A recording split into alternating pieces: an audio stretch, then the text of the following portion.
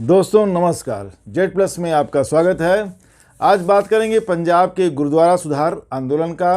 कैसे गुरुद्वारों को भ्रष्ट महंतों के चंगुल से आज़ाद कराया गया, इसमें अकालियों का त्याग और शिरोमणि गुरुद्वारा प्रबंधक कमेटी का गठन, यह सब कुछ है। दोस्तों आगे बढ़ने से पहले आपसे एक छोटी सी गुजारिश, यदि आपने अभी तक मेरे चैनल को सब्सक्राइब नहीं किया है तो प्लीज़ सब्सक्राइब कर लें और बेल आइकन को भी प्रेस कर दें। आते हैं पॉइंट पर। दोस्तों, स्वतंत्रता आंदोलन के दौरान राष्ट्रवाद और लोकतंत्र के पक्ष में बह रही देश की हवा ने धीरे धीरे देश के सामाजिक और धार्मिक मामलों को भी प्रभाव में लेना शुरू कर दिया। गांधी जी के दिखाए अहिंसा और सत्याग्रह के रास्ते समाज के कमज़ोर वर्गों के लिए एक मजबूत हथियार बनकर सामने आए।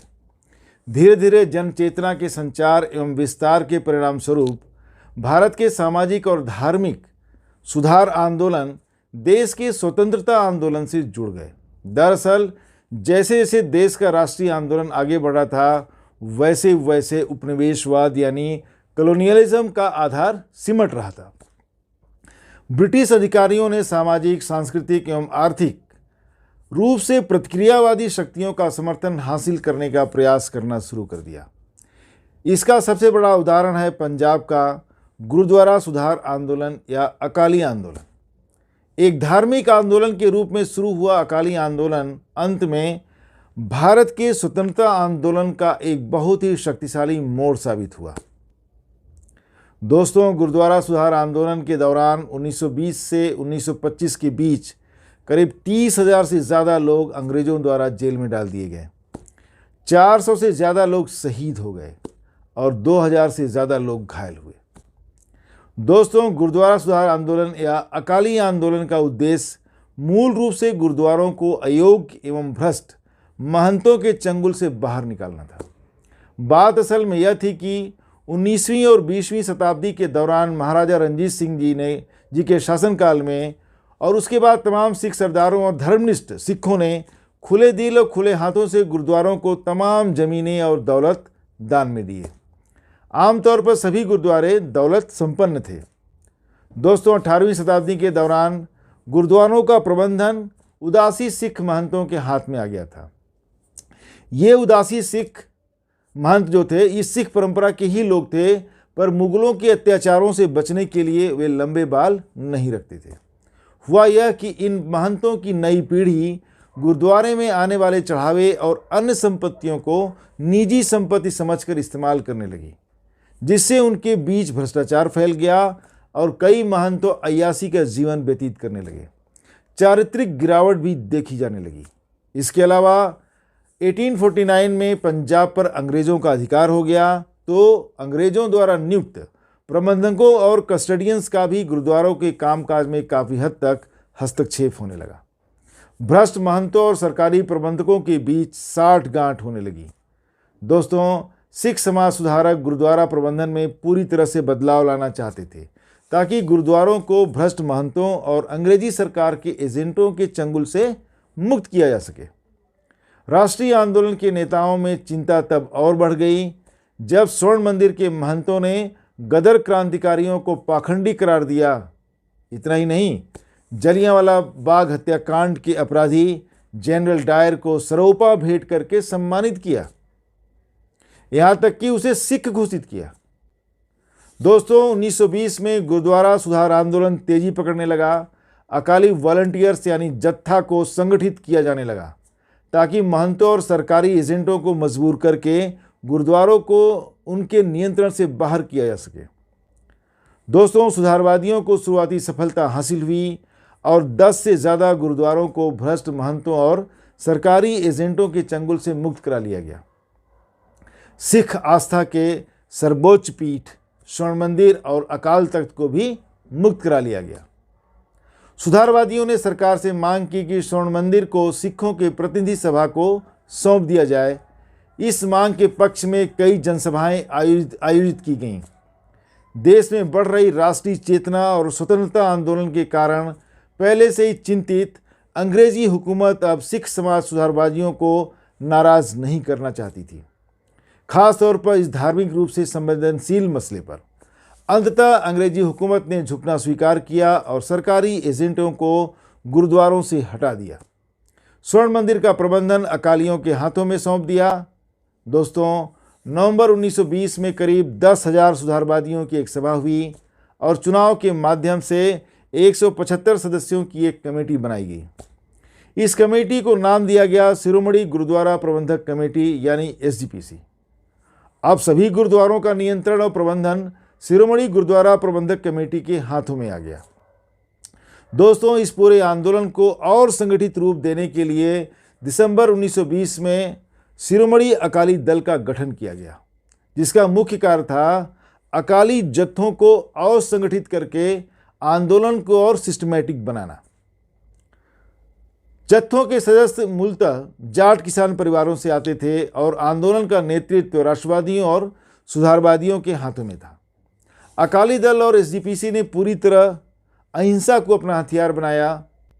दोस्तों, अहिंसा के शांतिपूर्ण रास्ते पर चल रहे अकाली आंदोलन में एक खूनी अध्याय तब जुड़ गया जब फरवरी 1921 में महान गुरु श्री नानक जी के जन्मस्थली ननकाना साहिब गुरुद्वारे के महंत नारायण दास ने शांतिपूर्ण तरीके से गुरुद्वारे का नियंत्रण अकालियों को सौंपने से इनकार कर दिया। महंत नारायण दास ने बंदूक, तलवार और अन्य खतरनाक हथियारों से लैस करीब 500 लोगों को इकट्ठा कर लिया। 20 फरवरी 1921 को अकालियों का एक जत्था गुरुद्वारे में प्रार्थना के उद्देश्य से प्रवेश करता है। पहले से ही घात लगाए महंत के हथियारबंद लोगों ने जत्थे पर हमला बोल दिया और इस हमले में 100 से अधिक लोग शहीद हो गए। इतनी बड़ी शहादत के बाद भी भारी संख्या में लोग सरदार करतार सिंह झब्बर के नेतृत्व में आगे बढ़े और गुरुद्वारे को पूरी तरह अपनी नियंत्रण में ले लिया। महंत नारायण दास को गिरफ्तार कर लिया गया। अंग्रेजी हुकूमत अभी भी दुविधा में थी। एक तरफ तो वह गुरुद्वारों पर से नियंत्रण खोना नहीं चाहती थी, दूसरी तरफ सिख समुदाय को नाराज भी नहीं करना चाहती थी। दोस्तों, ननकाना साहिब की शहादत ने न सिर्फ सिखों में बल्कि पूरे देश में राष्ट्रीय चेतना का संचार कर दिया। सिखों के प्रति एकता दर्शाने के लिए महात्मा गांधी, लाला लाजपत राय, मौलाना शौकत अली समेत तमाम राष्ट्रीय नेताओं ने ननकाना का दौरा किया। दोस्तों, अकाली आंदोलन और स्वतंत्रता आंदोलन को एक साथ आते देख अंग्रेजी हुकूमत ने नई रणनीति अख्तियार की। एक तरफ अकाली नरमपंथियों को भरोसा दिया कि गुरुद्वारा सुधार के लिए नए कानून बनाए जाएंगे। दूसरी तरफ कानून और व्यवस्था के नाम पर कट्टरपंथी अकालियों का दमन शुरू किया। दोस्तों, स्वतंत्रता सेनानियों के दमदार समर्थन से अकालियों का हौसला इस कदर बढ़ा कि अब उन्होंने ठान लिया कि गुरुद्वारों से अंग्रेजी सरकार का हस्तक्षेप पूरी तरह से समाप्त हो जाना चाहिए। अब अकाली आंदोलन देश के स्वतंत्रता आंदोलन का हिस्सा बन चुका था। SGPC के अंदर भी कई असहयोग आंदोलनकारी आ चुके थे। दोस्तों, मई 1921 में SGPC ने असहयोग आंदोलन के पक्ष में एक प्रस्ताव पारित करके विदेशी वस्तुओं के बहिष्कार के साथ साथ अंग्रेजी अदालतों के स्थान पर पंचायतों को वापस लाने का आह्वान किया। दोस्तों, अक्टूबर 1921 में गुरुद्वारा सुधारवादियों ने एक बड़ी जीत दर्ज की। हुआ यह कि अंग्रेजी सरकार ने तोशखाने की चाबियों पर अधिकार जमाने की कोशिश की, जिसका अकालियों ने बड़े पैमाने पर विरोध किया। विरोध सभा का आयोजन हुआ और तमाम जत्थे अमृतसर पहुंच गए। जिस दिन प्रिंस ऑफ वेल्स को आना था उस दिन SGPC ने आम हड़ताल का आह्वान किया। प्रतिक्रिया में अंग्रेजी सरकार ने कट्टरपंथी नेताओं को बड़े पैमाने पर गिरफ्तार करना शुरू कर दिया, जिसमें बाबा खड़क सिंह और मास्टर तारा सिंह प्रमुख थे। कम होने के बजाय अकाली आंदोलन ने विस्तृत रूप लेना शुरू किया और शीघ्र ही दूर दराज के क्षेत्रों को भी अपने प्रभाव में ले लिया। चूंकि इस समय असहयोग आंदोलन भी अपने चरम पर था, अंग्रेजों ने धर्म जैसे संवेदनशील मामले पर सिखों से न टकराने में ही अपनी भलाई समझी। तोशखाना की चाबियों को SGPC के प्रमुख बाबा खड़क सिंह के हवाले कर दिया और साथ ही तमाम गिरफ्तार लोगों को भी रिहा कर दिया। इतिहास में इस घटना को कीज अफेयर के नाम से जाना जाता है। महात्मा गांधी ने इसे भारत के स्वतंत्रता आंदोलन की पहली जीत बताया। दोस्तों, कीज अफेयर यानी चाबियों वाले मामले पर बुरी हार से तिलमिलाए अंग्रेजी सरकार के हुक्मरानों को बदला लेने का मौका मिला गुरुद्वारा गुर का बाग के मामले पर। चूंकि अब असहयोग आंदोलन खत्म हो चुका था तो अंग्रेजों को लगा कि अकालियों को सबक सिखाने का सही मौका है। दोस्तों, अमृतसर से करीब 20 किलोमीटर दूर स्थित गांव घोकेवाला में गुरुद्वारा गुर का बाग स्थित है। अगस्त 1921 में ही इसके महंत ने गुरुद्वारे को एसजीपीसी को सौंप दिया था, लेकिन गुरुद्वारे की जमीनों पर वह अपना अधिकार जमा रहा था, यानी उसे अपनी निजी संपत्ति समझ रहा था। गुरुद्वारे में प्रसाद तैयार करने के लिए बतौर ईंधन एक सूखे कीकर के पेड़ को काटा जा रहा था। तभी महंत ने चोरी की रिपोर्ट दर्ज करा दी और अंग्रेजी हुक्मरानों को मौका मिल गया। 9 अगस्त 1922 को 5 अकालियों को गिरफ्तार कर लिया गया और उन पर मुकदमा कायम कर दिया गया। सरकार के इस एक तरफा कदम का चारों ओर विरोध होने लगा। तमाम अकाली जत्थे गुरुद्वारे पहुंचने लगे और पेड़ों को काटकर अपना विरोध जताने लगे। अंग्रेजी हुकूमत ने सभी पर चोरी और दंगों का आरोप लगाकर बड़े पैमाने पर गिरफ्तारियां करनी शुरू कर दी। 28 अगस्त 1922 तक 4000 से ज़्यादा अकाली गिरफ्तार हो चुके थे। दोस्तों, भारी विरोध को देखते हुए अंग्रेजी हुकूमत ने दमन का रास्ता अख्तियार कर लिया और अब गिरफ्तारी को छोड़कर अकाली वॉलंटियर्स की लाठियों से पिटाई की जाने लगी। वॉलंटियर्स तब तक लाठी खाते रहे जब तक जमीन पर गिर नहीं गए। CF एंड्रूज ने पुलिस ज्यादतियों को अमानवीय और बर्बर करार दिया। इसे अंग्रेजी हुकूमत की नैतिक हार बताया। पूरे देश में लोग रोष में थे। देश के तमाम हिस्सों से बड़े बड़े नेताओं का गुरुद्वारा गुर का बाग में जमावड़ा लगने लगा। पूरे देश में विरोध सभाएं आयोजित की जाने लगीं। कांग्रेस ने पुलिस कार्रवाई की जांच के लिए कमेटी भी बनाई। अंग्रेजी सरकार अंततः झुकने को मजबूर हुई। एक रिटायर्ड अंग्रेज अधिकारी ने उस जमीन को पट्टे पर लेकर अकालियों को पेड़ काटने की इजाज़त दे दी। साथ ही सारे वॉलंटियर्स को भी रिहा कर दिया। दोस्तों, इस तरह पंजाब गुरुद्वारा सुधार आंदोलन का सफ़र पूरा हुआ।